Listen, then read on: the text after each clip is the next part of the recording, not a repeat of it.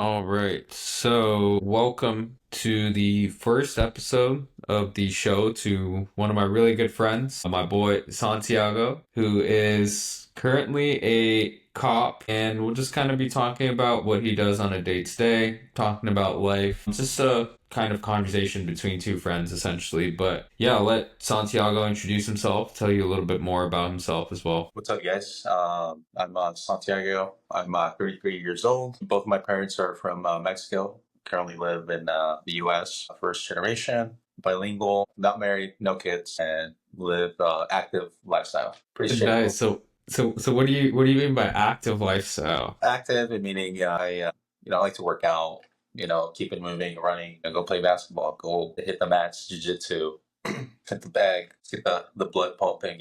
Just you know, don't get too comfortable. That's For what I sure, believe. yeah.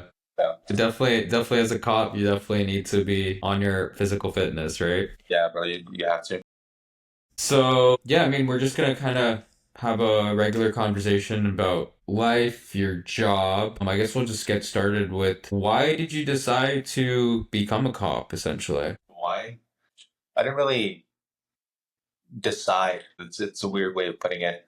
I guess uh, life has led me up to this point and presented certain opportunities, and along the line, it just kind of geared me towards this career.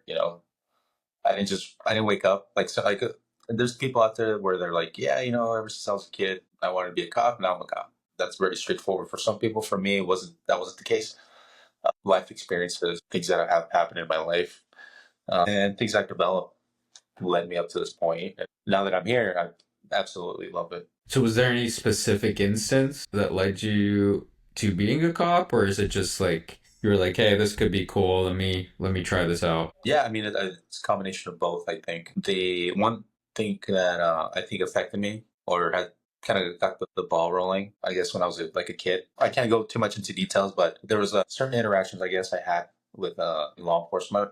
I was just a kid, but I had a family member. Something happened to her, and from my experience, the cops that were involved in that incident, they just didn't care, or they were just kind of like fed up, or just, hey, another day. To me, it sounded like they just disregarded a lot of the information they were receiving. That one family member, she was a victim, and I saw that, and I saw when they left, and I saw the aftermath when she had to deal with. I saw how helpless people can get, the law enforcement side, and how they perceive it, and how people want certain things to happen then and there. It doesn't always work that way, but it's comprised of many things that people feel. And I saw that as a kid. I didn't quite know what it was, but I saw that and I was like, oh, that's how cops deal with it. And then you just have that mentality or that point of view at an early age.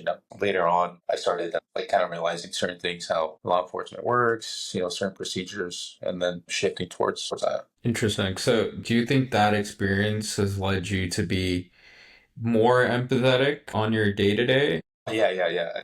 Because growing up, it made me realize, place yourself in their shoes.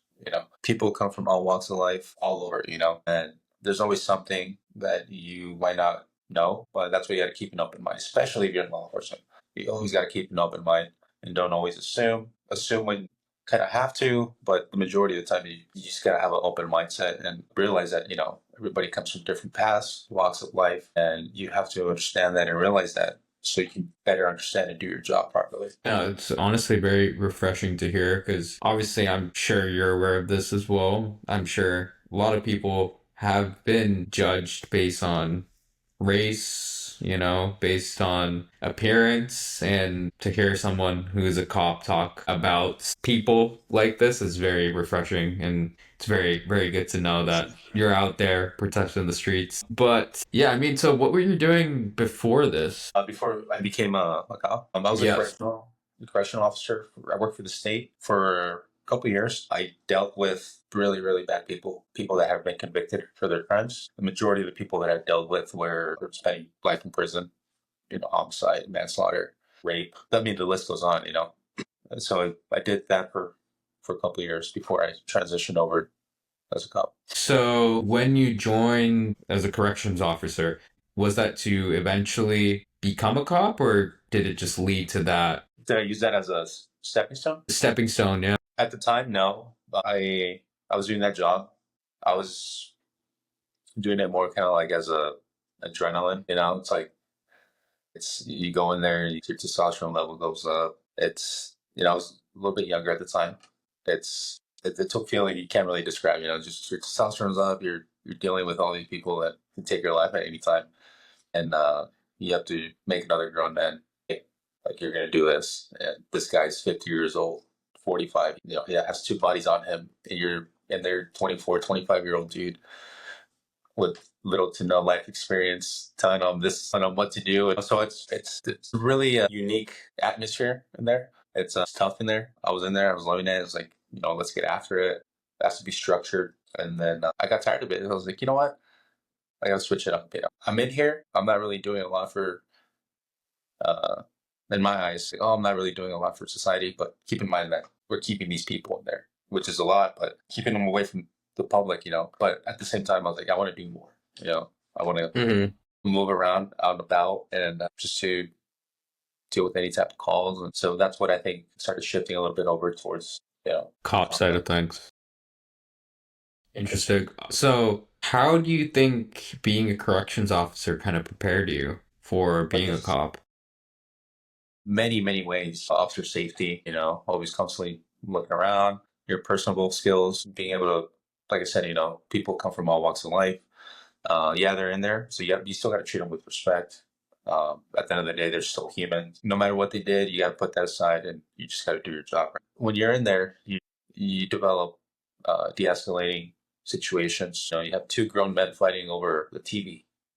There's no college course. There's no On high how school to on how get to, two people to stop arguing. two grown men fighting over a television, in which it doesn't get solved then and there, could lead to Yeah, different things. it's not a civilized argument, I'm sure. And next thing you know, that little incident that people disregard out here, they're like, oh, they were arguing, two brothers fighting over TV, like, oh, they want to change the channel.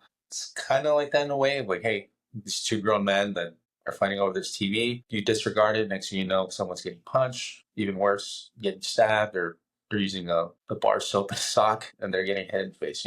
So you really got to, like, hey, cut this out. Let's figure something out. You go this way, you go that way. But keep in mind, it's prison politics in there. It's an array of things that you sometimes don't even have control. But that's what, you work in corrections and you try to solve the issue, the problem. Everything has to be structured, paying attention to detail, which is crucial out here as a law enforcement officer. So there's a lot of things that are easily transitioned to the cop side of things. The cop life. Interesting. So, would you recommend someone to take a similar path to sort of what you took, or if you were to maybe to go back before you became a corrections officer, would you take the same path, or would you kind of take a different path of just becoming a cop directly? How would you sort of do it at this point? I would look into it. I wouldn't be opposed to it. This is just my perspective. Like I said, there could be the military aspect. You get out of high school, you do 4 or 5 years in the military, you get some experience because we have a lot of military guys and you know law enforcement law enforcement departments, or some people just become uh, security guards and they start saying things, for safety, and then they transition over to a cop or corrections. So there's multiple things, multiple ways of getting. So, if you were to do it again, though, what would you do? I don't think I would really change anything. If anything, I would just maybe try to become a correction officer at a younger age, or maybe military. You want to get your feet wet a little bit. You want to Hmm. also get some life experience. I think a lot of or one of the issues that I think I've seen is people graduate high school, hit 21. From 18 to 21, there's not a lot of life experience, you would say. So I think you need to develop yourself first, um, because once you become a cop, you get these split second decisions that can either help someone or get yourself killed or get you in trouble with your department. And sometimes it just comes down to life experience. So I think you really gotta have a. Then it's not something you can just go to college and get a degree and then you become a cop, and like life experience. Being a Hmm. dishwasher, being a server, working with people. Interacting with people, understanding people. Yeah, working with people that have disabilities, working as a correction officer. and having that open mindset. And then you accumulate that over the years and you have a foundation of, how people are, the culture, the norms, and personal experiences. And then you transition over and you become a cop. And then you're like, okay, I dealt with something similar. I had a friend that happened to him or her, whatever. And you kind of better handle certain situations, certain calls. Interesting. Yeah. So you're definitely, I definitely understand what you're saying. It's more like your experience in life kind of helps you do your job better on the day to Yeah, day, definitely. especially in law enforcement, you would say. Yeah, like let's put it this way, right? So let's say you're in high school, you've been sheltered your whole life, and you have this dream, right? Like, oh, I've always wanted to be a cop. You go to college, you get a bachelor's and whatever, you get accepted to the an academy. You go through the academy, and you go to that one call, and it's just that one call is nothing you've ever experienced. You've been sheltered your whole life. All you've done is just your home, high school, and college. You've never really worked in like a job before. And this is your first time job, right? You have a gun on you. You have the authority. Like, how are you going to manage all that if you don't even have some form of like life experience or being able to deal with people? And I think that's an issue. There's a lot of young people that they go through that. They want to be anxious. They want to be a cop right away, and it kind of snips them in the butt. So kind of piggybacking off what you're saying, is there a minimum age to be a Yeah, cop yeah. or Um, I know here with us, it's like 21 years. Yeah. but as soon as you're 21, you can kind of join the academy and get your foot in the door? Yeah, yeah, for sure. Yeah. Okay. I know certain departments, like all throughout, every department's different, right? Like I know some departments, I think they allow their recruits like at 19 or 20, and they're just kind of like working at the jail or something. And then once they hit 20 or 21, then they're authorized to carry a gun. And I think they do So like kind four of weeks. like an internship Yeah, almost. kind of like an internship. Some academies will do like a 6 week course, and then they're out with their FTO, their field training officer, for like 3 months, and then they come back to the academy. They do an additional 4 weeks, and then they get sent out again, and they go back and forth. And then there's academies there. You start, you're a recruit, you go there for 6 months, then you go through the field training process, and then you're up by yourself and you're still on probation. So, I mean, there's different ways that different departments do it. So how long was the process for you to become a cop essentially?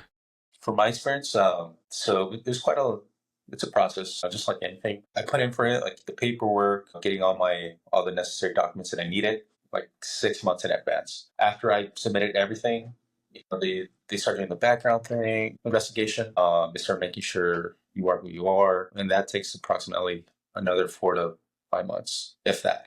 Depending if they're backed up or ahead of time.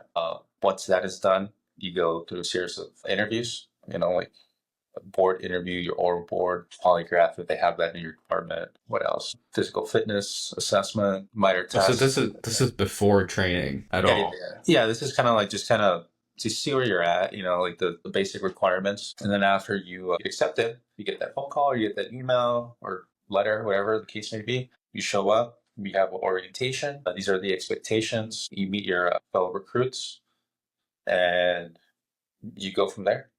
About 6 months, you graduate. Maybe you do another 3 weeks to 4 weeks of advanced basics, which is a little bit more elevated. Certain things you gotta sharpen up a little bit, and then you go through the field training process. How long is the field training process? For us, it's 4 phases. It's about 2 weeks, and then a month, another month, and then another 2 weeks. So about 3 months. Okay. And And it's then, sorry, after that 3 months, you're officially a cop, or how no, does no, it no. work? So you're officially a cop once you graduate from the academy, right? So you do your Okay. 6 months, and then you get pinned, you get your badge, you take your oath, and then you go with your FTO. So you're essentially you don't know what you're doing. You have all this information you comprise over the last 6 months, Hmm. and then boom, you're out with your FTO. And during that process, during those 3 months, is when you have to establish yourself, the way your department operates, the way or the expectations that have to be met. Case law, what can. There's an array of things that you have to be able to, the bare minimum, to understand and fully function, so you can operate by yourself after you're done with your FTO.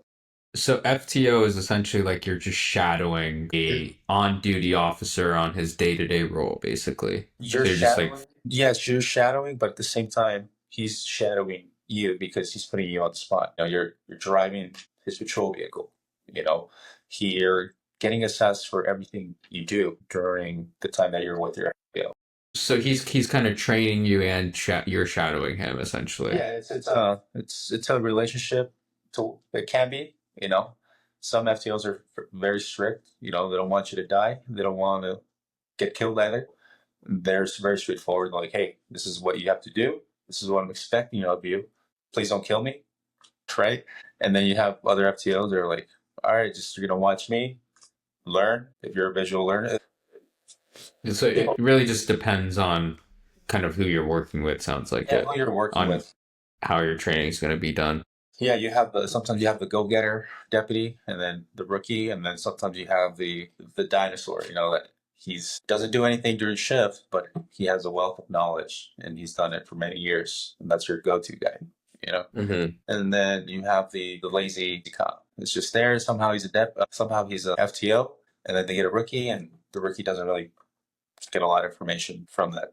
you know so it's another challenge too, right? If you're a coordinator and you're trying to set up these rookies with these field training officers, that's another challenge. Because during the 6 months that you're at the academy, everything gets documented. They learn about your personality, how you deal with certain stress factors, and then they try to match you up with someone that correlates or that's gonna pick on your faults so you can get better. Once you're by yourself, you can be awesome, ready to go.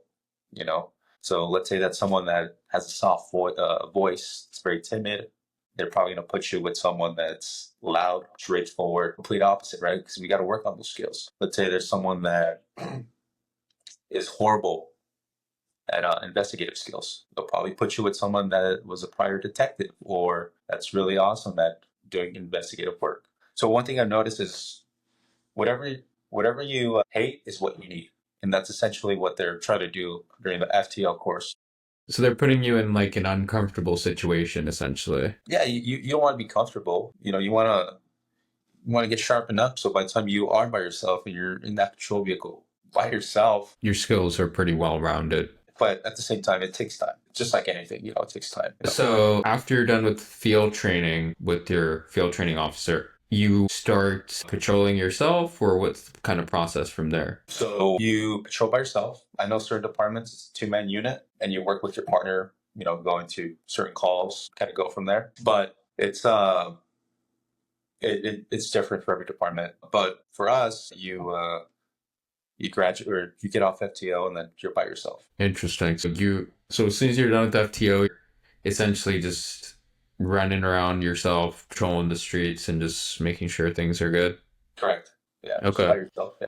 cool. So since you were a corrections officer previously, did that aid or benefit you in any way when it came to training? Like, did they cut short your training? Did you have to go through the same exact training as someone who was like fresh out of academy? And they treat you the same. There's no favoritism or anything like that. It's just everybody gets treated. So I didn't really mean favoritism. I meant more like, is there less training that's required of you because you were previous law enforcement, or No, no, is no. there like, It's pretty straightforward. You start off with just like anybody else.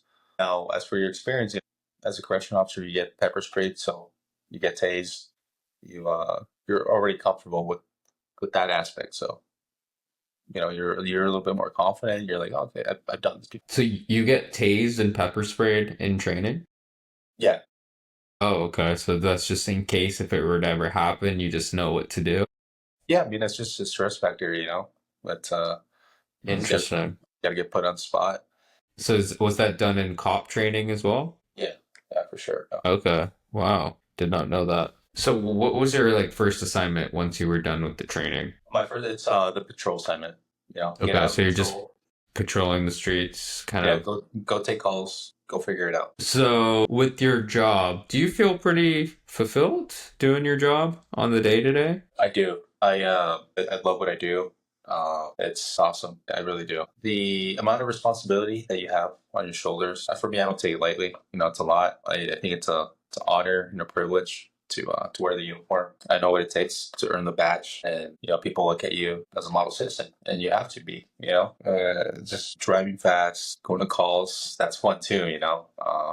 putting bad people away, especially when they're really bad. Most people know what bad The is. adrenaline rush, like you were kind of saying, essentially. Yeah, putting really bad people away, the adrenaline rush. I'm for it. It's fun. I was talking with my brother, and he's like, I mean, the closest thing to being a superhero, when you're a little kid, you see Spider-Man, you see Batman, oh man, like so cool. In my eyes, I think the closest thing to being a superhero is either you're a soldier or a cop. It's just the adrenaline. You go help people. It's very rewarding too. Because at the end of the day, the way I look at it, sometimes it's like that could be my friend, that could be my mother, my dad, my brother. Like, and I'll be there for them. It's rewarding when you help people and stuff. You know. So, was there anything that it kind of sticks out to you that over the years where you've just been like, wow, like that was something just stuck by you, something you've done, if you can talk about that? Let's see here. I mean, like, what do you mean? Like a Like, story, uh, something that kind of stuck by you where you helped someone and you were just like, wow, I love my job, or because I mean, like, with the day-to-day job, you're not, if you're working in an office, you're helping someone, it's like you're helping someone with like a actually, task, right? yeah, I have Like a you're actually like helping people on a day-to-day. It's You're actually like saving lives, you're putting bad people away, you're making sure people are safe. It's a very different lifestyle. So just any stories that you can think of, or so actually, yeah, it just actually happened. I would say about 3 months ago now, or yeah, about 3 months ago now.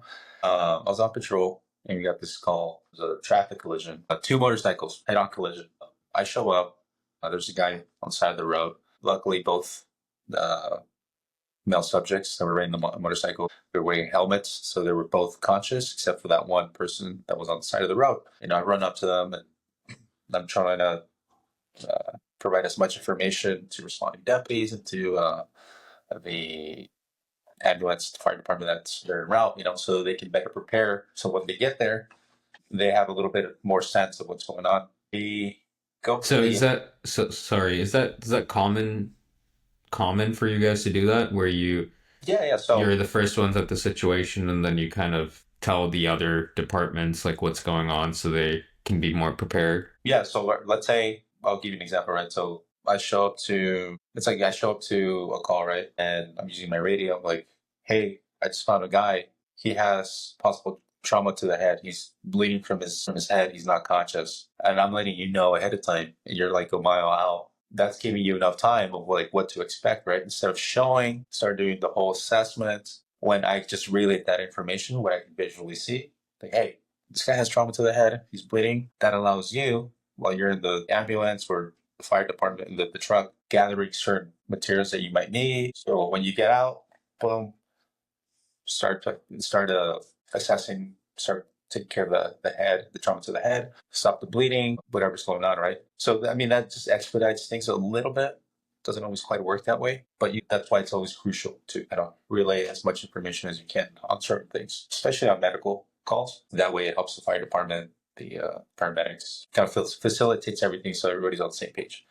Going back to the story, I see this guy laying on the side, and he's somewhat conscious, and I started assessing him, and he has a broken left femur. I can see his leg is kind of his thigh is just shifted, and it's not aligned. And your adrenaline starts kicking in, right? So he's trying to move a little bit, and I started realizing that I know this guy. And I'm like, oh my god! Turns out that he was my correctional field training officer. No way. Yeah. So if you're seeing this video, man, shout out. Congratulations on your baby, by the way. So I'm there with him, and I'm just at this point kind of limited as to what I can do, right? Obviously, he's probably has internal bleeding from, broken femur, and I'm just trying to comfort him. I'm like, hey, I'm going to call your wife, which I briefly met her. I'm like, hey, you're going to be okay. I'm here with you. And he recognizes me. And I could see it like a sign of relief in his face. Just seeing a familiar face in probably one of your worst days. And shortly after that, I was like, hey, man, we're going to start taking off your gear. Paramedics show up. We carefully put him in the gurney. I'm like, hey, man, I'll take care of everything. Call your wife. Everything's going to be okay. Just get better. So I call the wife, and she's like, where is he? I tell him where he's at. He gets transported Luckily, from the information I received, it was not life threatening, but it was just a gruesome accident. It could have been really bad if he wasn't wearing that helmet or proper gear. And then the wife tells me, he's like, yeah, like I'm pregnant. Like, thank you so much. I was like, ma'am, I didn't do anything. I just used Just the one helped that was him pregnant, out. you know. And like 2 days later, I get a text message from him, and he's like, say, hey man, like, thank you so much. You helped save my life. It's like, hey man, I was just there at the right place, right time. I just happened to be there.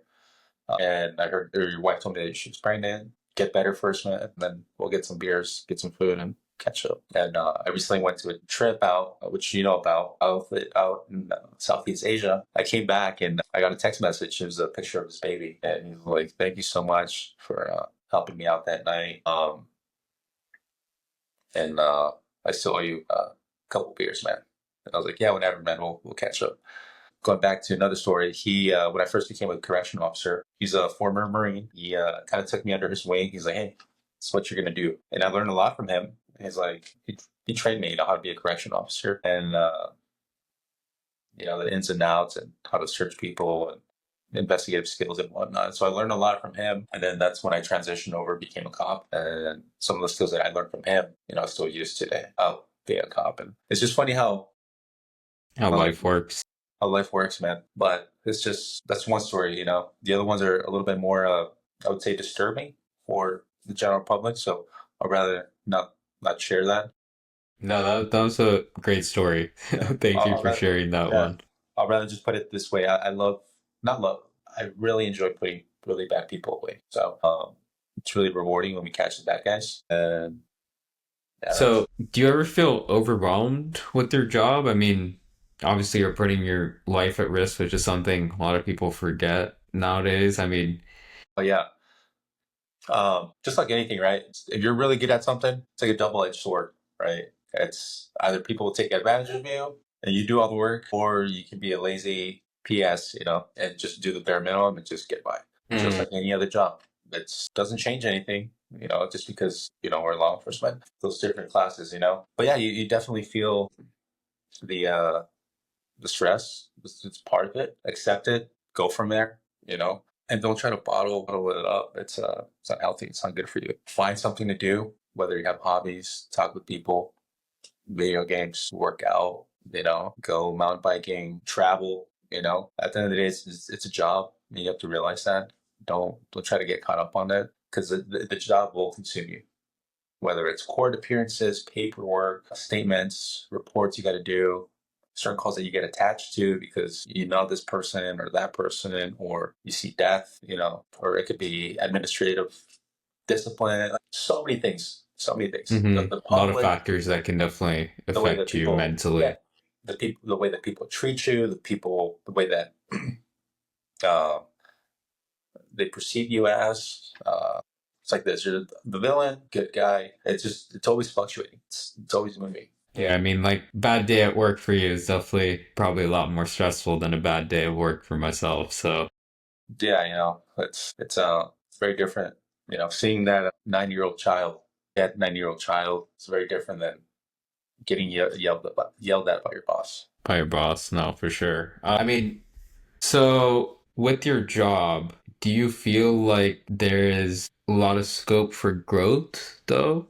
Do you feel fulfilled with your career choice, let's say? So, for example, if you're working a corporate job, obviously you want to climb the corporate ladder and get promotions and make more money. Is it pretty similar with a cop job, or how does that work exactly? Yes and no. Obviously, with the corporate job, I'm not too quite familiar with it. I can only assume based on what our prior discussions we had about it. But from my understanding, from the law enforcement side of things, everything's structured right. You do 6, 10 years, and then you promote to sergeant, pay raise, and then you could always do like overtime or off-duty jobs, and then you get additional uh, uh, money from there. You have your set retirement, deferred comp, if your department has it. So it's a little bit more structured. And then if you want to keep going, you can keep going, right? The next thing would be lieutenant, right? Next thing you want to do, if you want to keep going, the administrative side, captain, chief. Are there any other kind of degrees that are needed to kind of level up to those sort of positions, or Yes. is there like any certifications? Yes. So from my understanding, if you want to become, I mean, like I said, every department is different. I could be wrong. Whoever's watching this and they're just kind of curious about how things work. It all depends on your department. If you want to be a sergeant, I don't think you need a 4-year degree. But I know some departments do require it, unless you have X amount of years, and they can kind of bypass that just based on the sheer amount of experience that you have, right? I think if you start going a little bit past the sergeant, more of the administrative side, I think you are required to have at least a 4-year bachelor's degree. And I know in some cases your department will pay for it. You'll get kind of like reimbursed, and after you have your degree, I think it could fluctuate anywhere from 3 to 5% pay raise based on that degree. Okay. So you are getting a decent amount of pay increase as you progress Yeah, yeah, yeah. I with mean, positions. if you choose to go that route, there's officers that they love being on patrol, and they have 10, 15, 18, 20 years strictly as a patrol level cop, and then you have cops that they do 5 years, they become a detective, and then year 8 or 9 they become a sergeant. So how does the pay rise work though if you work 20 years? Is it by time served or do you Yeah, still get pay bumps based on like experience as well? yeah, yeah. So some departments, if you have, I think they cap you out like after 8 years. Some departments might do it after maybe 10 years, or some departments might do it by different tiers. It could be officer one, or deputy one, deputy two, or officer two. It's all different, There's not one singular way of looking at things on how they do the pay raise or the cap. Depends on where you work, essentially. It Yeah. sounds And like then, it. yeah, and then on certain departments, they offer hazard pay, bilingual pay, special assignments like DUI, traffic units, like directive patrol, different assignments, different things. You can be on SWAT, you can be on K9, you can be a phlebotomist for the blood draw for the DUIs. And all of that goes into consideration with when you get paid, or if you're going to get a Extra special, money. yeah, or shift differentials. If you're working swings or overnights, graveyard shift, you get another 25 cents, 75 cents. And it all adds, right? So it all varies, it all depends. It's always constantly shifting. Depends on where you work as well, because it might not be the same for every sort of department. Yeah, it could be a large department. They have a little bit more resources. It could be a smaller department where they can really focus on the little details, right? Because it's very different. It's like Google, right? The company Google. I don't know how many employees they have, but they do their way of things. And then you have a local mom and pop shop company, and they have 10 employees. So it all varies. It varies. No, that makes sense. I do know from previous conversations between both of us as well that your benefits are really good as well, Yeah, yeah. if that's something you want to mention. Yeah, I mean, benefits are good. You want to get your life insurance, like your 401, was it the Roth? Get that going, deferred comp, and always live between your means. This job doesn't pay a lot, but if you live, But you do have a pension after you retire as well if yeah, you yeah, work a certain number of after years, 20, correct? 20, yeah, after 20, 25 years. Which is, I mean, I think a pension is the great sort of way to take care of your employees because well, not a lot of companies offer those anymore. So the Very fact that different law time. enforcement still gets it is, I would say, it's definitely a benefit of being Yeah, in law enforcement. that just get that going, and look into deferred comp. If you can, always look into that. You take a certain amount of money from your paycheck. I look at it as a subscription for my future. Whether it be $50, $200, $300, whatever your subscription, just put it aside, figure it out. Live within your means, and just work hard, and go from there. So apart from just kind of like the salary sort of things and the pension sort of things, and the benefits, what does a typical workday kind of look for you? A typical, I mean, this not like a typical, but you get in your patrol vehicle, gear check, you make sure everything's functional, everything's in order, and boom, you get assign a call, or you dispatch yourself to a call. Whether it's a service call, whether it's disturbing the peace, a domestic incident, brush fire somewhere, or someone needs help. It could be a civil matter. It could be a violation of court order. It could be an array of things. Everyday life that people go through. Someone calls law enforcement. We show up, whether it's by phone or in person, depending on the severity. It's even a crime, it's a civil thing. It can hold, we can just document things. Or you might not even be going to call and you're just out on patrol and you see something egregious. Someone is swerving all over the road. You conduct a traffic stop. And while you're doing your investigation, you discover the driver has a warrant out for his arrest. It's a felony warrant or a misdemeanor warrant, or they're highly intoxicated, or they're on drugs, or they're not supposed to have a gun and there's a gun on the floorboard. You know what I mean? Or the vehicle's stolen. There's kids in the back. Just an array of things. Sounds like it. So many things. Every day is a new surprise, basically. Right. You could be driving. Let me just go to the gas station real quick. Let me pick up a cup of coffee. You walk in there. You're using the restroom, and then you get a sniff of smoke. A homeless person comes out with a needle in his hand as you're using the restroom. You know what I mean? I'm saying this because it's happened to me. You could be in the drive-through ordering food I work overnight, so getting some food, and you see the vehicle in front of you shifting back and forth, and then you hear help. You're in a drive-through. You're working, but you're just getting quick food, right? Mm-hmm. You have to get out, and then you don't. How do you train for that? You're in a drive-through, and the car's shifting around, and you hear help. A lot of unexpected circumstances, So it's essentially. constantly shifting. I don't think people realize that. It's constantly shifting. You could be driving down the road, going to a call with your lights and sirens, and then out of nowhere, a rock hits the side of your car, and you don't know if it's a gunshot or a rock. Luckily, in this case, it was a rock. It's you know what I mean? Like you're going to a call where someone needs help as you're driving.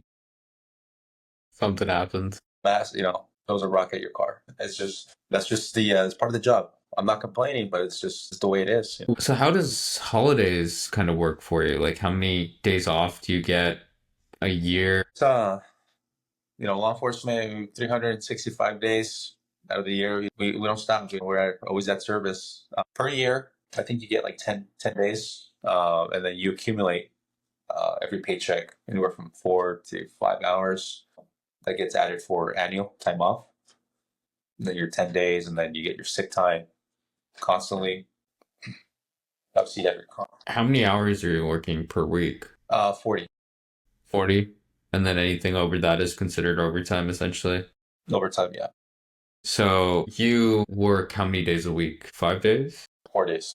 4 days a week? Okay. And so you get 3 days off, essentially? And is that regular or is it just your kind of schedule, how you kind of set it out? No, it's weekly. You work your 4 days and then the 3 days off. I know So, so that's for everyone? No one works 8-hour days certain in your departments have department? 8 hours. Yeah, some departments have 5/8. I know some of the incentives sometimes are for officers to get 3 days off. It's nice. Just work your 4 days and then just go home, spend time with your family if you choose to do that. Or if you're a workaholic, you want to do some off duty and stop somewhere at a park, patrol the area, in a high crime area, go work. Nice.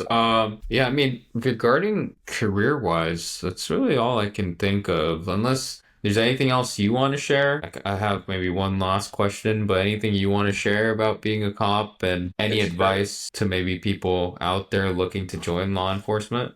One thing I noticed, it's the way that people perceive us. It's a roller coaster. People either hate us or they love us.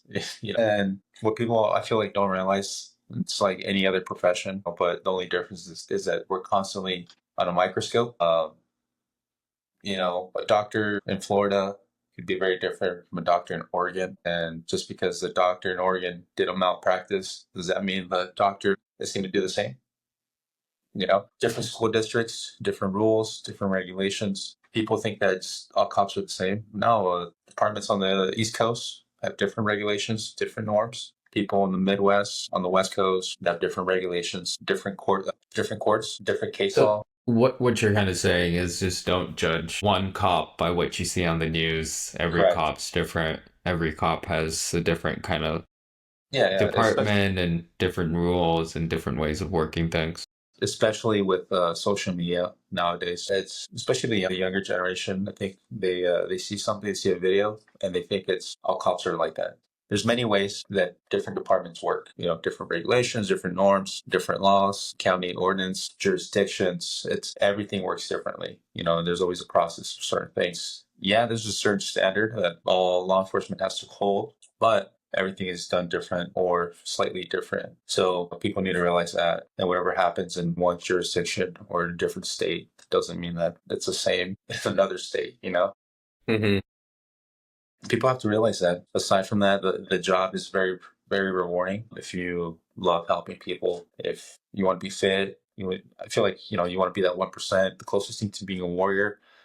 Um, just, kind of doing this job. And if you need to talk with someone, that how to put it? Sorry. If you need once you become a cop and you start getting that depression that a lot of the like law enforcement they don't really like to talk about, you need to talk about it. I feel like we're past that road bump, and people really gotta like speak up and essentially talk about their feelings, because you see a lot of crazy, crazy shit, and a lot of my experience, a lot of the veterans that have been doing this job for a while, they don't really talk about it. It's kind of like a manly thing or Bottle it up. bottle it up. They don't want to talk about it. But one thing that I've noticed, the younger generation, I don't know if they're softer or what, but they're talking about it more. It's a little bit more open. It's like, hey, I had this shitty call. Okay, bro, can I talk about it with you? It's like, yeah, cool. If you don't want to talk about it, there's counselors that some departments offer. Go talk about it. There's hotlines. Just get it out of your system. Get it out. A lot of officers they bring those problems home. They don't know how to deal with it, and it's hard. It's understandable, but you have to be able to let it go and not let it affect your life because it'll catch up to you. It really will. But overall, it's a kick-ass job. It's awesome. Work hard. Be a role model. You want to be a superhero? Get after it. Catch some bad guys and do well. Be well, and may God protect us all. No, yeah, definitely seems like a very interesting job. No 2 days are the same. Yeah, I mean, maybe just some final questions, or not final, but just some questions about life itself. I mean, currently with your job, what are some good habits that you built over the years that you credit with your success, and what are some bad habits that you had to give up? I'll start off with that. I cut down on obviously the partying. I think when you're younger, you're always partying, always having a good time, trying to do fun stuff with your friends, and your responsibilities are very low. But you start thinking about the future, and you're like, oh, I gotta focus on certain things, right? But yeah, I would say some of the things that I kind of cut back is the I guess the partying.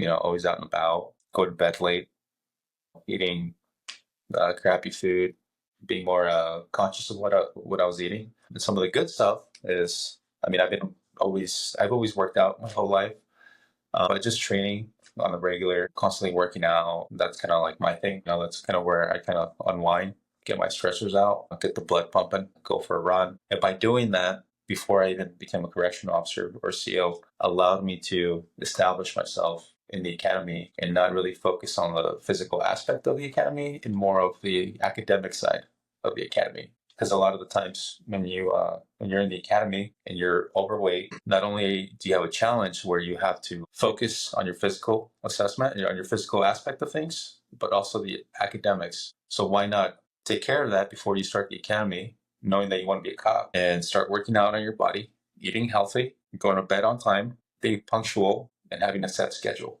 So once you do get admitted to the academy and you got to do the physical aspect of things, the physical part of things, you can breeze or feel a little bit more comfortable so you can focus on the academics of things of the academy, whether that be the policy, the laws, case law, any academics that the academy is going to present to you, you can focus on that instead of being I mean, so hard on yourself. I don't think that necessarily only that's also in life itself, right? You want to make Oh yeah, sure yeah. you have a good schedule, workout, like that. Those are also habits that I follow. We've talked about this before. I mean, makes you feel so much better. Feel when you wake up, you have more hours in the day. you get stuff done. When you're working out mentally, you're feeling a lot better. I think mentally, all of this helps as well, right? Not only just with daily life, I think just mental health and just figuring yourself out. Because obviously, we are a bit older now, but when we first met each other, we definitely were all over the place. And I think just building good habits like that definitely Yeah, helps and it in comes to life time, you itself. know. Yeah, it's like the sense of maturity. I think. I mean, you start realizing, what really matters, and uh, you start focusing on yourself. You gotta love yourself, man. Like, if you can't love yourself, how do you expect to love someone else, right? Whether that be your Mhm. family, your spouse, girlfriend, whatever. So I think if you want to love someone, it has to start with you, and by doing so, you got to take care of your body. Take care of your body, your mind, and I feel like everything else kind of simplifies a little bit because you feel good, right? After you get a workout in. I don't know. Maybe it's You just do me. for sure. You definitely do. I've spoken to many people about that. So You get a solid workout, a good pump. You go home or you go to a restaurant. You have a good meal, shower. That's a good start for the day or towards the end of the night. But as long as you get it in, I you feel like it's feel in our. feel sort of accomplished as well, Yeah, of right? Like course. It's you got something done, even if you were to do nothing throughout the day and you went and worked out. You feel like you got something done throughout that day. So Yeah, it's. I feel like it's in our DNA. What was it like? We've had refrigerators for the past 150 years, like modern, like with hmm electricity. 150 years before that? People were out and about in the woods, scavenging, fishing, hunting, hunting, like moving around. Like prior to that, I can only imagine. Climbing hills, no or shoes. just like just all over the place. Climbing trees, getting away from predators. Like it's in our DNA. And I think we're so comfortable as a society that we're losing that. We can wake up at 1 in the morning, Uber Eats, food gets there. You want to go somewhere, just call an Uber. Like you want something, Amazon drops it off the drones, or they drop off your groceries. Like it's so stagnant right now. It's so simple. Life is on easy mode here in the U.S.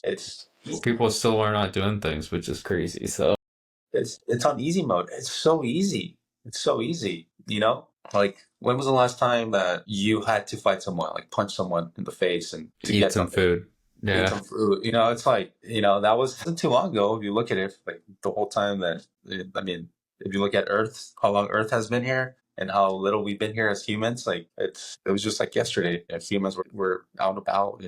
And now, I can't even imagine what life is going to be if we even get there, if there's not like a World War III or something, like 150 years from now. yeah. It's gonna be a lot easier for sure. Yeah. So, So maybe a couple more questions, but what does success look like for you just in life? And yeah, apart that's from rough. success, what does happiness look like for you as well? That's a tough one. Happiness. I think it has to be internal. I don't think there's a correct way of looking at happiness. I think happiness, it's an array of emotions, and self development, the good and the bad. You need both. If you're always happy, then how would you know you're happy if you never experience a hardship or something negative? You know, including up to death, right? Family or something. So I think you need to have that to appreciate one another. Um,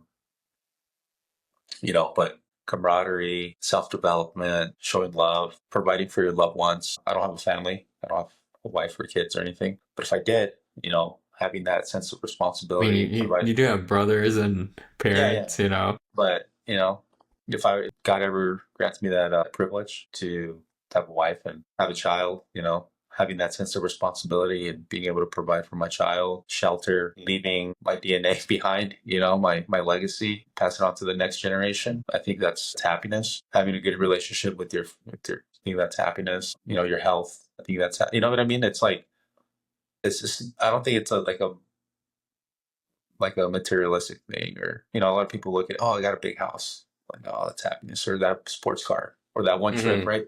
Yeah, those are nice, but I think happiness comes within you and the relationships that you develop with people you love and care for, and I think that's crucial to happiness. having and acquiring happiness. Your No, job. I think what you said about going through hard times and going through bad times in life, it definitely is needed to be happy because how do you ever know you're going to be happy? That's actually something that I've never kind of thought of like that, and that's definitely very interesting. But what about success? What do you think you would consider to be like when you're like 80, like, oh, I was pretty successful. Let's say your career, just in life. Successful. I think what you said with regards to like having a family and stuff like that, that could also relate Yeah, to being successful, but maybe just career wise, like, like career wise, just being successful is, I think, on the financial aspect of things is, being financially responsible and having a job which enables you to continuously grow, the job security. I think that's success. Maybe somewhere along the lines, having a business, a side business, or starting a company, and which enables you to be have, I think, the financially independent. independent, or going to the materialistic side of things, going on that one trip that you really wanted to do. I think I that, wouldn't necessarily put trips under materialistic sort of things, though. or not trips, but like the fruit of your labor, right? The Hmm. success, right? From the financial aspect of things, like, oh, being able to buy that one vehicle you always wanted to buy, that sports car, right? That motorcycle. Doing things for yourself, essentially. And I was like, hey, I accomplished this because I was able to succeed in my work at one business. And therefore, I was able to purchase this for myself, or purchase that for my spouse, my mother, and maybe have that financial freedom later on. But I think that's success. So, question kind of on what you were saying. Do you think your idea of success has changed as you've gotten older Oh, yeah, compared to maybe definitely. when you were younger? Of course. I mean, when you're 18, I'm sure, I don't know if you thought about this, but when I was like 16, 17, 18, I was like, oh, yeah, by the time I'm like 25, I'm going to have this house. I'm gonna be married and have this. That's gonna be success. It's very straightforward, right? It wasn't even like no inner deep thinking of like, oh, like what if it doesn't work that way, But you don't think about that when you're at that age, Hmm. and I think that's normal, You're carefree, you don't care. But You that don't have was experience in life either, right? Like you exactly, kind of just think that's how things are going to work out, but at the end of the day, life doesn't work out like that, right? exactly. No, interesting. Yeah, so I mean, maybe if you could give your younger self advice, what would it be? Slow down, and enjoy the process. I'm sure you close your eyes, you can think of when you were 8 years old playing with action figures or Barbies. I don't know if you play with Barbies or not. Just kidding. But you know what I mean? Just slow down, because I feel like when we're kids, we look at adults, our teenage cousins, and they're doing something, and you start getting intrigued, and you start You're hanging like, out with man, I them. can't wait when I'm an adult, right? Yeah, and then once your innocence goes away or starts shifting away, it goes away. You know what I mean? It's like you start listening to the hip hop music when you're like 10, 12. That innocence before you heard, like, it's done. You can't take that back. You know what I mean? And Hmm. then you start shifting, and you start getting older, and your childhood goes away. But I still remember falling asleep in the car and magically appearing in my bed, and I'm like, what just happened? You know what I mean? It's just, Yeah, I my mean, dad came. time flies too, Time right? flies. Yeah, Like, time flies. I think just enjoying life as it comes and not looking at it like, oh, I can't wait for this, instead of just enjoying where you're actually at the present moment. Yeah, and yeah, it's life goes so fast. It goes so fast, so fast. The older I get, the more I realize that. Um, we're already halfway through the year. It's already Yeah, May, yeah. about Feels to be like over. it was this January, like yesterday. You know what I mean? So COVID was yesterday. You know what? Yeah. COVID was yesterday, and Barack Obama was our president before that. You know what I mean? It's just like, it's crazy how, like, it's almost kind of like a simulation. Kind of like the Matrix, but it just goes by so quick. I can't even imagine 10 years from now, but I can.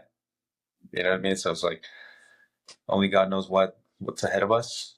Stay positive, keep grinding, work hard on yourself, be the best person, and yeah, slow down a little bit, and enjoy the moment, enjoy the process, and go from there. Nice. Yeah, definitely something I think I'm guilty of doing. I think we all are, but definitely being present and enjoying the process of living life and the process of learning, right? That's Yeah. something we all need to do for sure. But yeah, that's all I got for you today, Santi. Appreciate you coming through and talking to us and kind of letting us know what's good, what about being a cop and the daily life of it and kind of what you experience. But appreciate you coming on. If you have any other questions, I'll drop Santi's phone number in the description. You can just text All it. right. So, But anyways, yeah, I appreciate it, and we'll see you guys on the next episode, or I will. thanks. Not Santi, but catch you guys.